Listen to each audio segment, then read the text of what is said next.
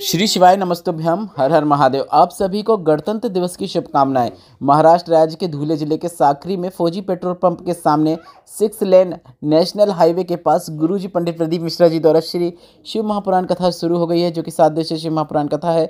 24 से 30 जनवरी 2025 तक आस्था और यूट्यूब के माध्यम से दोपहर के 1 बजे से 4 बजे तक देखी जा सकती है। आज की कथा की जानकारी हम आपको इस वीडियो के माध्यम से देने वाले हैं। साथ ही साथ हम आपको बता दें कि 27 जनवरी का दिन बहुत विशेष है, जो कि कल है। सोमवार का दिन है, प्रदोष की तिथि है, त्रयोदशी भी है और मासिक शिवरात्रि का भी योग बन रहा है। ऐसे में इस तीन महासंयोग वाले सोमवार के दिन आपको कौन से विशेष उपाय करना है, जिसकी जानकारी गुरुजी पंडित प्रदीप मिश्रा जी ने भी दी है, उसकी जानकारी आपको इस वीडियो के माध्यम से मिलने वाली है। इसलिए इस वीडियो में हमने पत्रों को शामिल नहीं किया है। बढ़ते हैं पहली विशेष जानकारी की ओर। कथा शुरू होते ही गुरुजी ने कहा, सत्संग, गोवारी, भोजन और स्नान ये 4 नित्य प्रतिदिन होना चाहिए। प्रतिदिन आपको सत्संग मतलब भगवान का नाम जाप, मंत्र जाप या भजन अवश्य करना चाहिए। गोवारी मतलब अपने घर की साफ सफाई, अपने दुकान की साफ सफाई अवश्य करना चाहिए। भोजन मतलब प्रतिदिन आपको अन्न को ग्रहण अवश्य करना चाहिए। स्नान मतलब प्रतिदिन आपको नहाना अवश्य चाहिए। यह 4 नित्य प्रतिदिन होना ही चाहिए। बढ़ते हैं आज की कथा की दूसरी विशेष जानकारी की ओर। गुरुजी ने कहा, तुम्हारी कमाई बढ़ रही है, धन बढ़ रहा है। घर में कमाई और धन आय मना ही नहीं है। बस कमाई के साथ, धन के साथ घर में अभिमान, अहंकार नहीं आना चाहिए। इस बात का आपको विशेष ध्यान रखना चाहिए। बढ़ते हैं आज की कथा की तीसरी विशेष जानकारी की ओर। गुरुजी ने कहा, एक बात तो सच है, ससुराल का अभिमान दामाद तोड़ देता है और दामाद का अभिमान ससुराल तोड़ देता है। बढ़ते हैं आज की कथा की चौथी विशेष जानकारी की ओर। गुरुजी ने कहा, दुनिया के लोगों को लगता है कि कुबेरेश्वर धाम क्यों जाएं, तो इस पर गुरुजी ने कहा कि हम सभी को निमंत्रण देना चाहेंगे कि जीवन में एक बार ही सही पर कुबेरेश्वर धाम में होने वाले रुद्राक्ष महोत्सव के विशेष अवसर पर आपको उसमें जरूर शामिल होना चाहिए। इस वर्ष जो रुद्राक्ष महोत्सव है वह 25 फरवरी से 3 मार्च 2025 तक रहने वाला है और इसमें गुरुजी पंडित प्रदीप मिश्रा जी ने सभी को आमंत्रित किया है। गुरुजी ने कहा, आपको अपने साथ ओढ़ने के लिए और बिछाने के लिए सामग्री लाना है। एक छाता भी अवश्य लेके आना है, बोतल लेके आना है। कुबेरेश्वर धाम की कंकड़ शंकर की धरा में कहीं पर भी बैठकर अपना आसन बिछाकर भगवान की भक्ति करना है, रात्रि विश्राम करना है। बाबा आपको खाली हाथ नहीं भेजेंगे, यह निश्चितता है। बढ़ते हैं 5वीं विशेष जानकारी की ओर, जो कि कल मतलब 27 जनवरी, जो कि दिन बहुत विशेष है। सोमवार का दिन है, प्रदोष की तिथि है, त्रयोदशी की भी तिथि है और साथ ही साथ शिवरात्रि की तिथि भी रात्रि को लग जाएगी। ऐसे में 3 का योग एक दिन में पड़ रहा है और इस दिन आपको कौन से विशेष उपाय करना है वह अब आप इस वीडियो में देख सकते हैं।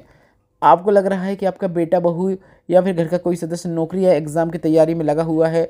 सबसे पहले तो आपको उसको कहना है कि खूब मेहनत करे और उसके लिए आपको एक सरल और आसान उपाय करना है। अगर वो यह उपाय नहीं भी करेंगे तो भी चलेगा, घर का कोई भी एक सदस्य उनके लिए यह उपाय कर सकता है। आपको बेलपत्र के वृक्ष के नीचे साफ सफाई करना है, झाड़ू लगा देना है और एक पार्थिव शिवलिंग का निर्माण करना है। अगर आप पार्थिव शिवलिंग का निर्माण नहीं कर पा रहे हैं तो आप गोल लिंगनुमा आकृति भी बना सकते हैं, बेलपत्र के वृक्ष के नीचे की ही मिट्टी का उपयोग करते हुए। इसके बाद उसमें आप 5 बेलपत्र अपनी कामना करते हुए अर्पित कर दें। गुरुजी ने कहा, अपनी कामना मतलब उस सदस्य की नौकरी लग जाए, इस प्रकार से कामना करते हुए अर्पित करना है और उस सदस्य का, जिसके लिए आप यह उपाय कर रहे हैं, उसका नाम और गोत्र बोलें, इसकी नौकरी लग जाए, इस प्रकार से भगवान से आपको कामना करना है।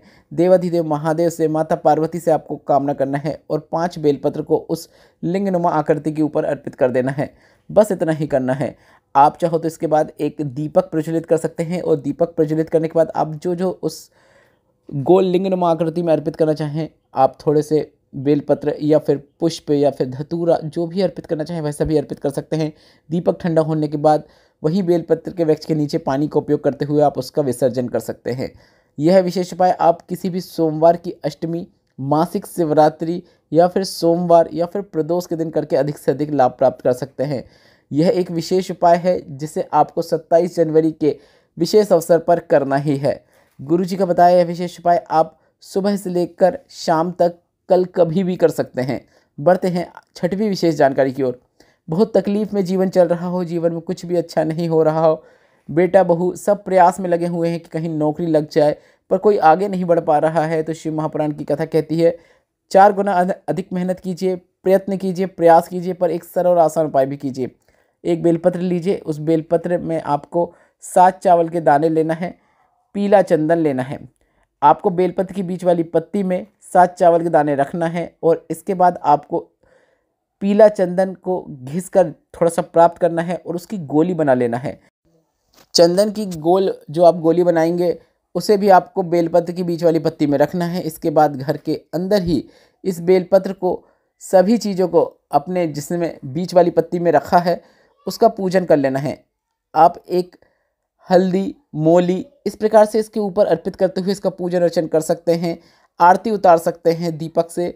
इसके बाद इस बेलपत्र को आपको भोलेनाथ के मंदिर में ले जाकर शिवलिंग में माता अशोक सुंदरी के स्थान पर अर्पित कर देना है। पर इस उपाय के अंतर्गत आपको इस बेलपत्र को जिसको आपने माता अशोक सुंदरी के स्थान पर अर्पित करना है उसे आपको अपने घर में पूजन करना है। मतलब उसमें आप थोड़ा सा कुछ ना कुछ अर्पित कीजिएगा, दीपक से उस बेलपत्र की आरती जरूर उतारिएगा। उसके बाद ही आपको उसे मंदिर में ले जाकर शिवलिंग में माता अशोक सुंदरी के स्थान पर अर्पित करना है। इसके बाद आपको ध्यान देना है कि इस प्रकार से आप अर्पित करें कि बेलपत्र की जो डंडी होगी वह जलाधारी की ओर होना चाहिए और बेलपत्र को आपको पलटना नहीं है। इस उपाय के अंतर्गत आपको सीधी बेलपत्र को ही शिवलिंग में माता अशोक सुंदरी के स्थान पर अर्पित करना है। मतलब आप हमेशा जब भी बेलपत्र को शिवलिंग में माता अशोक सुंदरी के स्थान पर अर्पित करते आए हैं तो हमेशा आप उल्टी बेलपत्र अर्पित करते हैं, मतलब चिकना भाग नीचे की ओर होता है। पर इस उपाय के अंतर्गत आपने उसमें गोल जो चंदन की आकृति रखी है उस आकृति को आप उल्टा करेंगे तो नीचे गिर जाएगी, टूट जाएगी। इसलिए आपको यह उपाय करते समय बेलपत्र को सीधी ही शिवलिंग में माता अशोक सुंदरी के स्थान पर अर्पित करना चाहिए। बेलपत्र की डंडी जलाधारी की ओर हो, इस बात का आपको ध्यान देना है। इसके बाद आपको 2 घी के दीपक प्रज्वलित कर देना है। पर आपको एक बात को विशेष ध्यान देना है कि दोनों दीपक में लंबी बाती या गोल बाती नहीं होगी। एक गोल बाती का दीपक प्रज्वलित करें जो कि आप भोलेनाथ के निमित्त प्रज्वलित कर रहे हैं, एक लंबी बाती का दीपक प्रज्वलित करें जो कि आप माता पार्वती के लिए प्रज्वलित कर रहे हैं। इस प्रकार से 2 दीपक आपको प्रज्वलित करना है, बस इतना ही करना है। यह उपाय आप प्रदोष, मासिक शिवरात्रि या फिर सोमवार, अष्टमी की विशेष तिथि में करेंगे। आपको यह उपाय बार बार करने की भी आवश्यकता नहीं है, बस एक बार ही कर देंगे। जिस उद्देश्य को मन में रखते हुए, जिस कामना को मन में रखते हुए यह उपाय करेंगे वह कामना शीघ्र अतिशीघ्र पूर्ण हो जाती है। और प्रदोष और मासिक शिवरात्रि अलग अलग तिथियों की जगह आपको 27 जनवरी को दोनों तिथियां एक दिन में देखने को मिल रही है। ऐसा दुर्लभ संयोग में अगर आप यह उपाय करेंगे तो आपको जो लाभ होगा वह अधिकता में ही प्राप्त होने वाला है। बढ़ते हैं 7वीं विशेष जानकारी की ओर। भगवान शंकर ने 33 कोटि देवी देवताओं को अपने अंदर समाहित करके एक रूप रखा था जिसे हम शंभेश्वर महादेव के नाम से जानते हैं। किस्मत अगर आपकी बेकार चल रही है, ग्रह दशा बेकार चल रही है, जीवन में कुछ भी अच्छा नहीं हो रहा है, तो सबसे पहले आपको अपने प्रयत्न में अधिकता लाना है, अधिक कर्म करना है, मेहनत करना है और एक सरल और आसान उपाय शंभेश्वर महादेव का नाम लेते हुए स्मरण करना है। एक बेलपत्र लेना है और शंभेश्वर महादेव का नाम लेते हुए उसके ऊपर आपको 7 कनेर के पुष्प रखना है। 7 कनेर के पुष्प आपको बेलपत्र के सीधे साइड की पत्ती की ओर रखना है। आपको यह उपाय 2 से 3 प्रदोष करना है। इसके बाद नंदी के पास बैठकर श्री शिवाय नमस्तुभ्यं बोलकर माता अशोक सुंदरी के स्थान पर उस बेलपत्र और उन पुष्पों को स्पर्श कराते हुए शिवलिंग के ऊपर अर्पित कर देना है। डंडी जलाधारी की ओर होगी, इस बात का आपको ध्यान देना है। इसके बाद आपको 5 बार नमः शिवाय या फिर श्री शिवाय नमस्तुभ्यं या फिर ओम नमः शिवाय बोलते हुए बेलपत्र को प्राप्त कर लेना है और अपने पूजन के स्थान पर किसी पुस्तिका या फिर आरती या फिर कोई भी चालीसा में आपको उस बेलपत्र को रख देना है। जितने भी प्रदोष करेंगे उतनी बेलपत्र आपको रखते जाना है। आपकी किस्मत कैसे चमकेगी आप स्वयं देखिएगा। साथ ही साथ आपको परिश्रम भी करना है, मेहनत भी करना है। सफलता भोलेनाथ की कृपा से आपको मिलकर ही रहेगी। बढ़ते हैं 8वीं और अंतिम जानकारी की ओर। गुरुजी की अगली शिवपुराण कथा 1 से 7 फरवरी 2025 तक कूपपुर काकड़ छत्तीसगढ़ में होगी। उसके बाद अगली शिवपुराण कथा 10 से 16 फरवरी 2025 तक प्रयागराज सेक्टर नंबर 21 पीपा पुल 1 सतुआ बाबा शिविर में त्रिवेणी शिवपुराण कथा होगी। 17 से 23 फरवरी 2025 तक तारा बाबा की कुटिया सिरसा हरियाणा में शिवपुराण कथा होगी। 25 फरवरी से 3 मार्च 2025 तक रुद्राक्ष महोत्सव सीहोर कोपड़ेश्वर धाम में होगा। शिवपुराण कथा भी होगी, रुद्राक्ष भी अभिमंत्रित किए जाएंगे। वीडियो में बताई गई जानकारी से संबंधित कोई प्रश्न हो तो वे आप कमेंट बॉक्स के जरिए पूछ सकते हैं। मेरे द्वारा दी गई जानकारी अगर आपको थोड़ी सी भी उपयोगी लगी हो तो इस वीडियो को लाइक करके कमेंट बॉक्स में श्री शिवाय नमस्तुभ्यम या फिर हर हर महादेव अवश्य टाइप कीजिएगा। श्री शिवाय नमस्तुभ्यम, हर हर महादेव।